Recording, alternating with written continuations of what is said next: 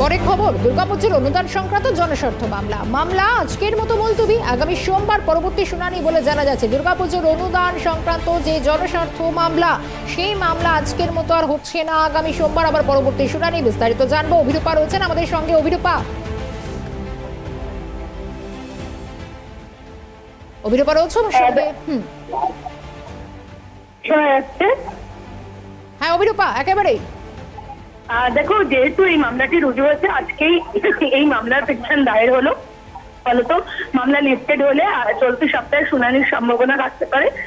তো সেক্ষেত্রে এই মামলার ক্ষেত্রে মূল যে দাবি, যে কাদম্বিনীর বাবা বিভিন্ন সংবাদ মাধ্যমে যে একাধিক বক্তব্য রেখেছেন, কুণাল ঘোষের নাম নিয়ে যে বলা হচ্ছে। আমি আসছি তোমার কাছে। ইতিমধ্যেই যে খবর নজর রয়েছে, দুর্গাপুজোর অনুদান সংক্রান্ত জনস্বার্থ মামলা সোমবার পরবর্তী শুনানি।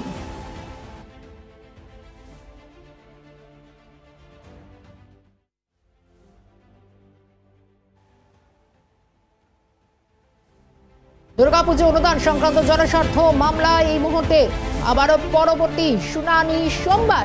আজকের মতো আর শুনানি হচ্ছে না, সোমবার পরবর্তী শুনানি রয়েছে দুর্গাপুজো অনুদান সংক্রান্ত। একের পর এক পুজো কমিটিগুলিকে যে অনুদান এবারে 1,10,000 করে দেওয়ার সিদ্ধান্ত, প্রচুর পুজো কমিটি যারা অনুদান ফিরিয়ে দিয়েছেন, এই বিষয়টি জনস্বার্থ মামলা। আরও একবার যাবো, অভিরূপা রয়েছেন আমাদের সঙ্গে।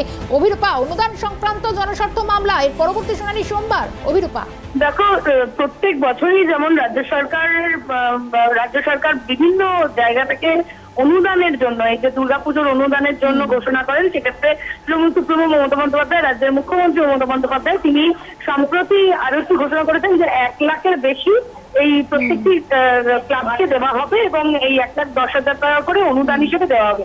এই অনুদানের বিষয়টাকেই চ্যালেঞ্জ করে জনস্বার্থ মামলা দায়ের হয়েছে কলকাতা হাইকোর্টে।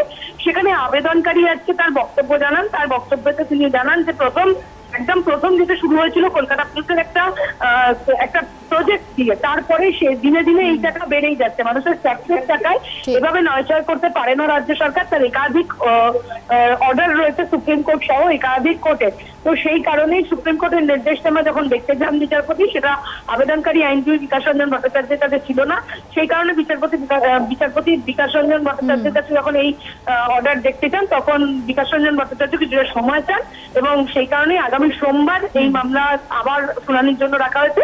আজকের মতো মুলতবি করে রাখা হয়েছে। আগামী সোমবার এই মামলার পরবর্তী শুনানির দিন ধার্য করা হয়েছে। একেবারেই ধন্যবাদ অভিরূপা।